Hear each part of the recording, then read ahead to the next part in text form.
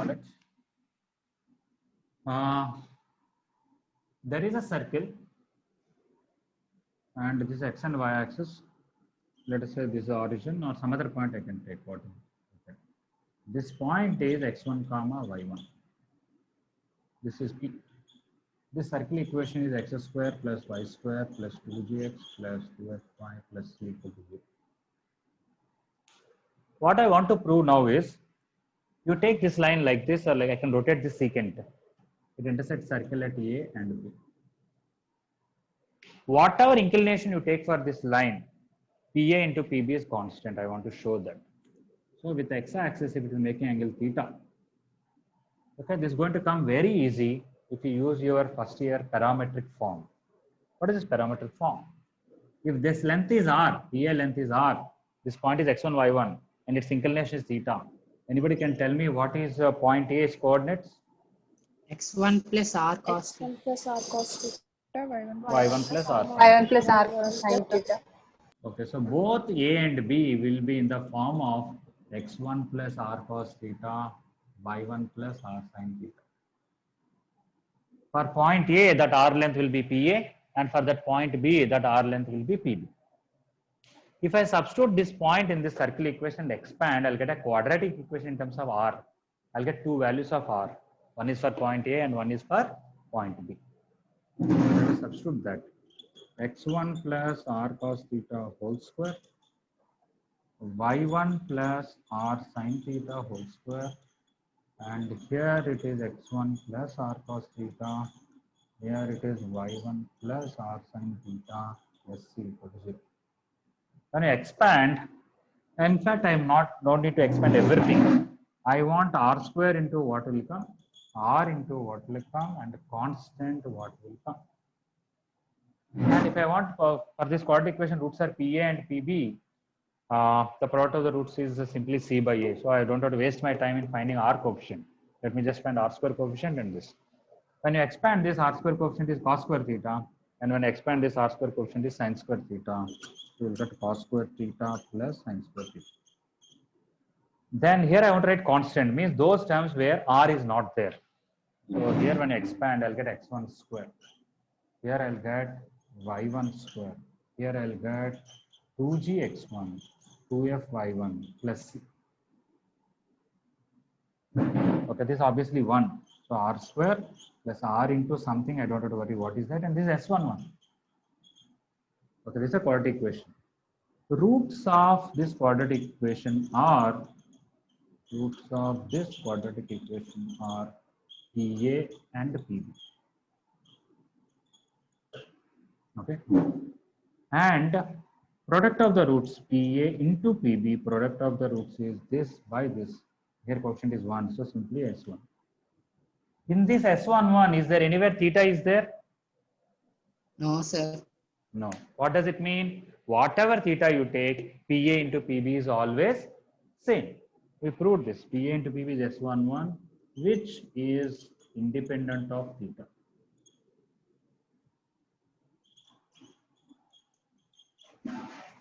Okay, that's it. We proved.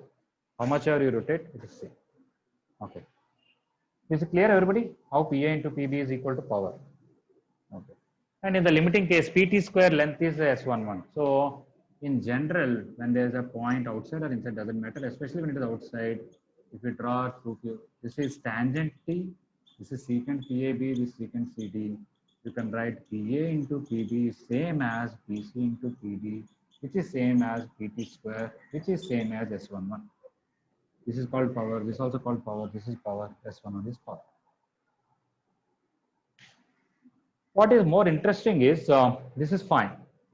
If somebody asks you, can ellipse this and have this property? Can a hyperbola have this property? No. Among all the second degree curves that you know, okay, circle, parabola, ellipse, hyperbola, and pair of straight lines, only circle can have that. Right here, I'm going to prove that also. I'm going to take instead of this, ax square plus by square plus 2hxy plus 2gx plus 2fy plus c equal to 0. I'm going to take this. Okay. And then do the same process. Okay. I'm going to erase, okay, because it's a revision and may not give you enough time for it to copy. You can try later on your own if you want to do something.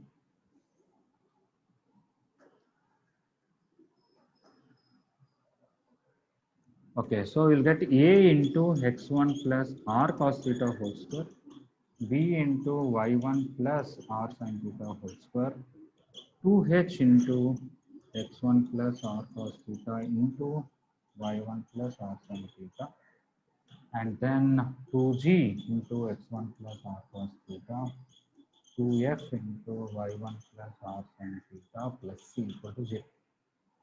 Again, what is r square coefficient is going to come here? Here a cos square theta. Here also some r square is there. What is that? R into r sin theta cos 2h sin theta cos theta.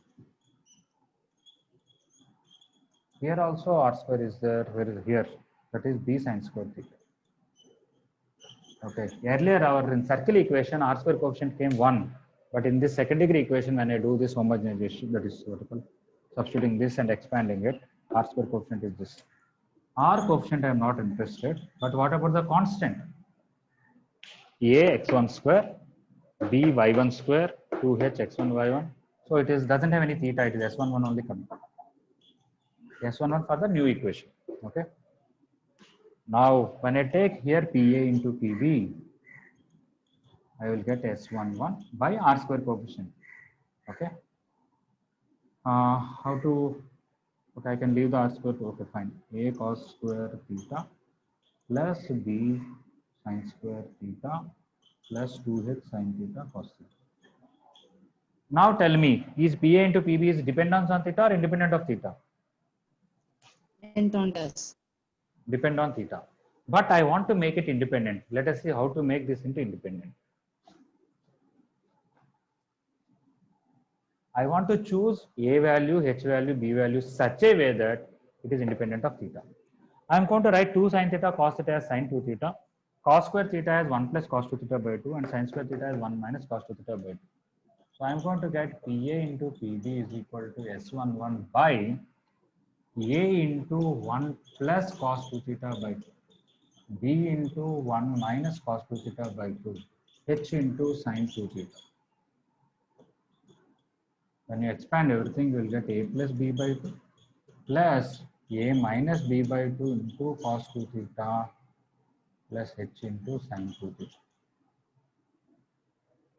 Now, you take theta 0 degrees, 10 degrees, 90 degrees, 45 degrees, 30 degrees, whatever you take, this should not change.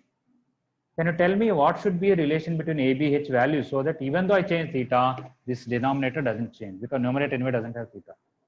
You want to tell anything? Anybody? A equal to B, X equal to. Yes. This term and this term should not be there. If they are there, as you change theta, this will change. This should not change means cos 2 theta coefficient should be 0, sin 2 theta coefficient should be 0. H should be 0. A minus B by 2 should be 0 means A equal to B. Now tell me, in a general second degree equation, okay, if A and B are equal and H is 0, what is that? Circle. Circle. Just yesterday only we learnt that the condition for ax square plus 2hxy all that to represent circle is A equal to B, A should be 0. Of course, g square plus f square minus AC should be greater than 0 anyway. That is different. But so that's how among all the ellipse, parabola, hyperbola, conic sections and pair of lines and circle, only circle can have this property.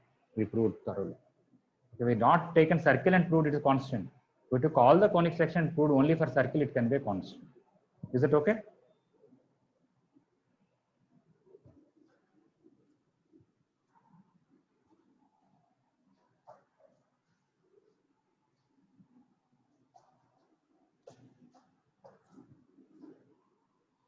Somehow I never studied in detail. It's a little higher level and for you also, but there's something called projective geometry. Okay, there they take some kind of projections where circle can become line and things like that. Some proofs are easy there and they can be proved for this plane. Okay, but, little difficult now for to understand. Okay, so that is about power. One more thing I have to tell about closest point and farthest point and all that. Let us say I'll give you a circle equation. You know, center and the radius. And I'll give you one point outside the circle. I want to know out of all the points on the circle, which point is closest to this and which point is farthest from that. You can easily visualize, you join P and C, you'll get a line. Okay. You can see this is the closest point and this is the farthest point. I'll call this is closest A, this farthest B or F, something you can call, not an issue. Okay. In general also, if I take ellipse or some other curve, how will you know a point closest to that? At this point, the normal should pass through that. Right? In calculus first year we studied that. Here also the normal here are passing through that. Okay. That's why they are either closest or farthest. Even if I take an ellipse and a point here, if somebody asks where is the closest point, it is the normal somewhere here. Somebody asks where is the farthest point, I don't know, maybe somewhere here, some other normal also will pass through that, depending on the point. I'm sure I can have some normal here at that point.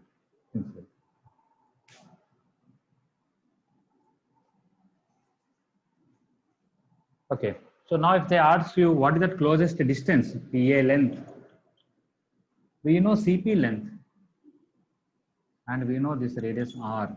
So PA length will be CP minus R. Distance from point to the center minus radius. If you want farthest length, PB length, it will be CP plus R. Okay, if they asked you to find what is that point A and what is that point B, not just the closest distance and the farthest distance, corresponding points. You know this line equation you can find because you know center and point, you can find this line equation. You know circle, solve them, you'll get it. Or you can use section formula. What is that? You know CP length, this is R, and just now this length is CP minus R. You know this point and you know this point. So point A will divide C and P internally in the ratio R is to CP minus R. And point B will divide externally C and P in the ratio R is to CP plus R. R plus CP. Okay. So that's how we can find point A and point B. Or you can solve the line and circle, whichever way you want, and then identify the two points. Okay, so we discussed about closest point, closest distance, farthest distance, and the corresponding point. In the beginning, we may not give, but even in complex numbers, we have this kind of question we dealt with. Instead of circle, let us say they gave a disk, this whole thing. For example, instead of giving S equal to 0, if they would have given S less than or equal to 0. You know, inside the circle, S11 is less than 0, right? Okay. If they give the whole disk and a point P outside and ask farthest point and closest point, it is still same A and same B. Now let us see if point P would have been inside the circle, what would have happened? Okay, we have circle. This is the center and the point P is somewhere here. Then what is the closest point for this point? Again, you draw the line. Let's say P is here. This is A closest point. This is B farthest point. Now the closest distance PA will be CP. From R you have to remove CP. Earlier CP minus R, but now R minus CP because R is bigger and CP is small. So if in fact if you put a mod, you can cover both formulas. Mod R minus CP will always give you the minimum distance. And maximum is always R plus CP because this is CP, this is R. So PB distance is R plus CP. From given point to the center plus radius. Okay. And again, if they ask the corresponding points, you have to use section formula carefully. It's going to change slightly. Okay. If you want A will divide CP externally. What ratio? AC is to AP. AC is R and AP is R minus CP. B also will divide externally. BC is to BP. BC is R, BP is R plus C. Okay. So I'm not going to give a formula. All these things now, don't try to remember formulas. If you understand and visualize R plus CP, R minus CP, they are all very easy. Nothing too difficult. Okay. Okay. What if they did not give the Sir, you got muted. All right. So now, yeah, there is one slight change will come, and instead of point P is inside only, but I'm not going to take circle. I'm going to take the whole disk. Circle and what is inside the region. In that somewhere P, if it is there, and this is the center. Now among all the points on the disk, which point is close to P and which point is farthest from P?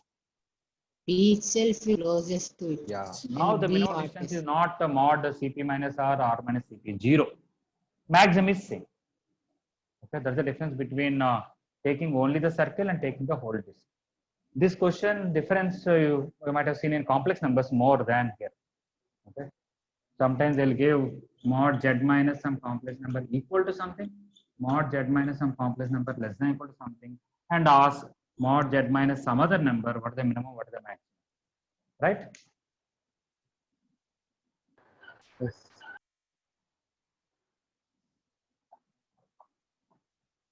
Okay. Maybe I'm just shifting a little bit, but it's okay. As we told about for a point, which is the closest point and closest farthest point, you can also do for line. Let's say I have a circle and I have a line. Okay. P is any point on this circle and Q is any point on this line. Q is a variable point on this, P is a variable point on this. I want PQ to be least. Even in a calculus first year we learned, if P is a variable point on one curve, Q is a variable point on another curve, the PQ will be least when it is normal to both the curves. PQ should be normal to the first curve and it should be normal to the second curve. Okay. So this is P and this is Q.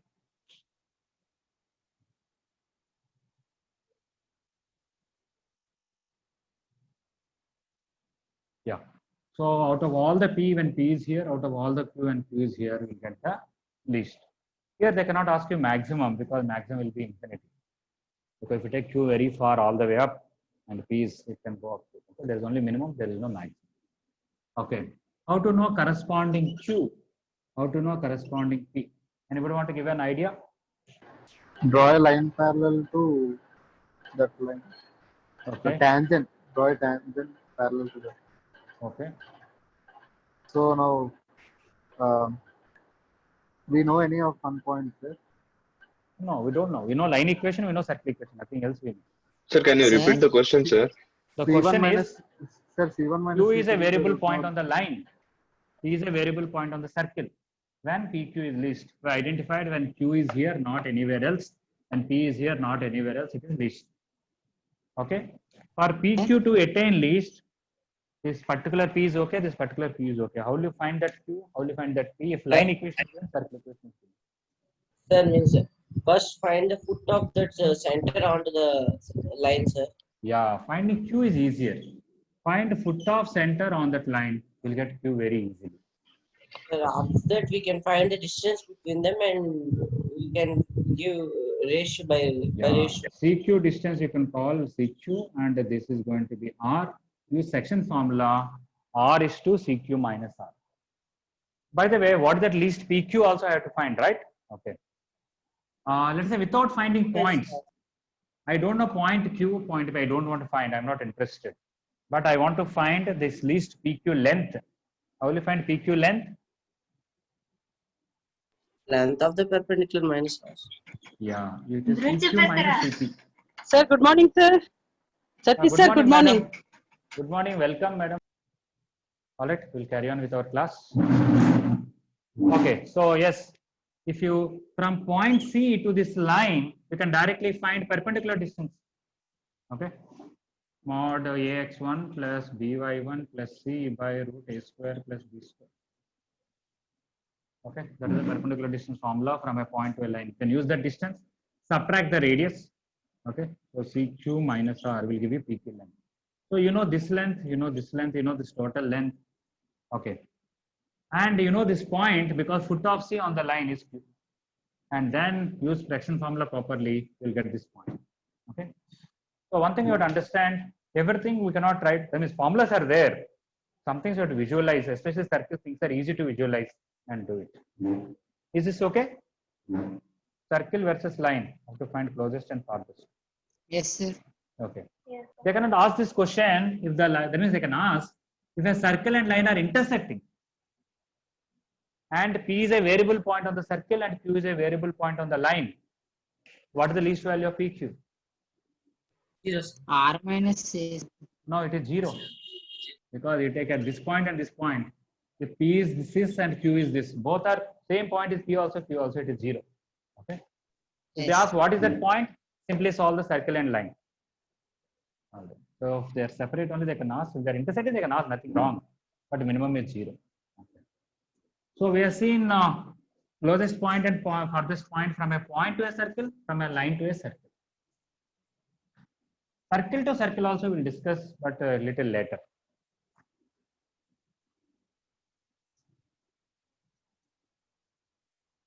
Okay. So what are the other points? Yeah. So in the chord properties of circle, some are from the geometry, some are from just a general understanding that we discussed. There's all that minimum and maximum and all that. Okay. Parametric form of a circle is the next topic, and then tangent and normal condition and intercept. Okay, so parametric form of a circle. I'm sure by now you know some things are difficult to prove by normal regular formulas, but with parametric form they're easier. Okay, in ellipse chapter we've seen, in parabola we've seen especially. We take 80 square comma 280. With that things became easier. All right. Okay. So some things are very easy by parametric form. Circles we may not use parametric form so much, but good to have some idea. If we take x square plus y square equal to r square, a circle with center 0, 0 and a radius r. Any other point how to represent? You take this angle as theta, this is r, the coordinate of these points are r cos theta, r sin theta. In fact, they are very definitions of cos and sin. Okay. So this point coordinates are r cos theta, r sin theta. So x is equal to r cos theta, y equal to r sin theta is the general point on this circle x square plus y square equal to r square. Where here theta is a variable real number. As you change theta, you'll get different points on the circle. In fact, you can even say theta belongs to closed interval 0 to open interval 2 pi is sufficient. As theta changes from 0 to 2 pi, everything here is covered. But if you take x minus h whole square plus y minus k whole square equal to r square, you will get x minus h is equal to r cos theta, y minus k is equal to r sin theta. Okay, this should be r cos theta, this should be r sin theta. You will get x equal to h plus r cos theta, y equal to k plus r sin theta. This is a general point on this circle. For this circle, this is a general point. For this circle, this is a general point. If I take x plus g whole square plus y plus f, for the general circle we have x square plus y square plus 2gx plus 2fy plus c equal to 0. When I make perfect square and all that, it is going to come x minus g whole square, y minus f whole square equal to r square, which is the root over g square plus f square minus f square. So for this circle, what is the general point? You can use this formula, but h you have to write minus g, k you have to write minus f, and r you have to write root g square plus f square minus g. So for this one, the general point is x is equal to minus g plus r cos theta, y equal to minus f plus r sin theta. Okay. This you can even understand by translation of x also. R cos theta, r sin theta, translate by h and k. Add h here, add k here. Here minus c, minus k. Okay. But we don't use in circles so much. Just a few questions where they'll give circle and ask parameter form. That's all. We are not going to do any complicated questions by using this in a simple way or something. Okay, so 3 circles we have seen what is the general point or parametric form.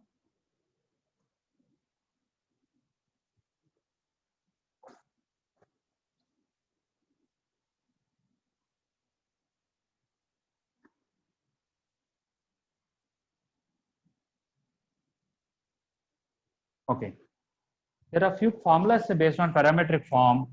One is the chord joining theta 1 and theta 2. There is a formula. And tangent at theta, there is a formula. Both I'll come back to that after discussing something else. there are few formulas in circles chapter, but they are applicable for parabola, ellipse, and hyperbola. Next 4 chapters. Even the proof I'm going to discuss is applicable for all these chapters together. Okay. Let's say I have a circle. Its equation is s equal to 0. And there are 2 points on that circle. You join them. This point is x1 comma y1. This point is x2 comma y2.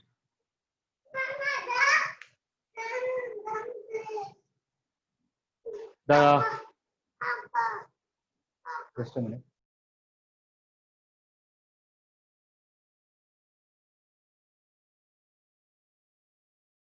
I'll just come back in a minute. Just think about these things. Okay. So if I take a circle, 2 points on that as x1, y1 and x2, y2. All of you can hear me, right? Yes, sir. Okay, fine. If you want to know the chord joining x1, y1 and x2, y2, okay, one may say why you need any formula, because if you know 2 points on a line in straight lines chapter, we have this formula y minus y1 equal to y2 minus y1 by x2 minus x1 equal to x minus x1. If you know 2 points on a line, you can find the line equation. But there is some use of this, we'll see later. The formula for this line is s1 plus s2 equal to s1. Does anybody remember how did we this formula came? Yes, sir. Yes, anybody please explain.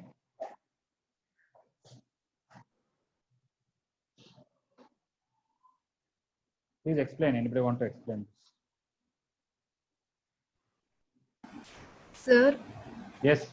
if we substitute x1, s1 will become s11 and s2 will become s12. Yes. If we substitute x2, s22 will become 0 and it will become s12. Yes. Correct. It is not that we have some steps after derivation. This will come. By understanding theoretically, we can directly say this is a formula.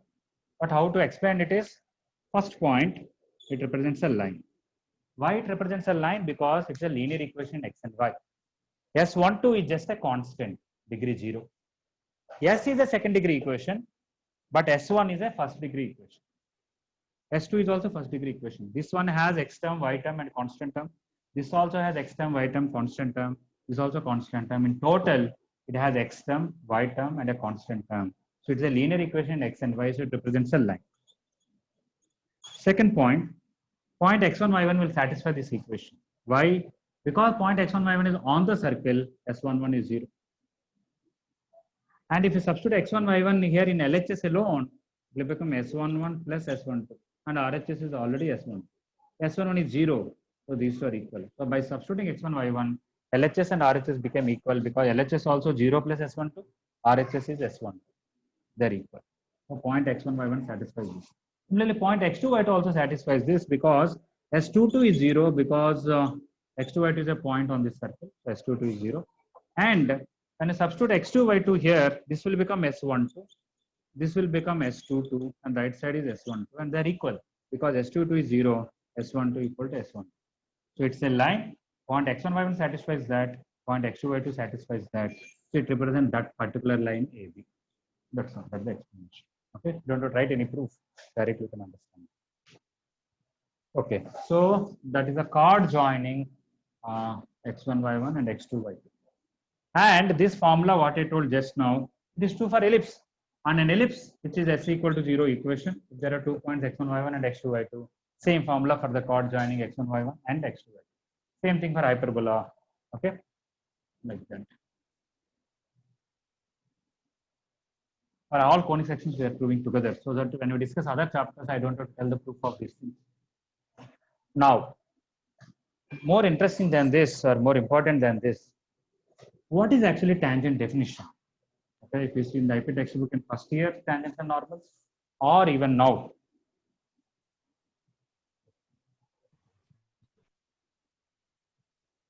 Or even now, what is the definition is, if you take point A and a point B on a curve, if you want tangent at A, take some other point on the curve.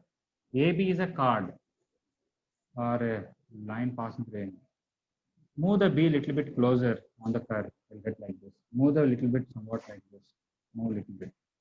As B is approaching point A, the line AB is rotating and it is approaching some other line. That line is called tangent to the curve at A. Okay. So by that definition, if this point 2 slowly approaches point 1, the chord equation should become tangent equation. So apply limit 2 tends to 1. Point 2 is tending to point 1 to this equation. Then this also will become S1. This will be S11. You'll get 2S1 equal to S11 and S11 is 0. 2S1 is 0 means S1 is 0. Okay. So this is a very important formula. If you take any curve, circle or parabola, ellipse or hyperbola, if you take a point on that as x1, y1, the equation of the tangent is S1 equal to 0.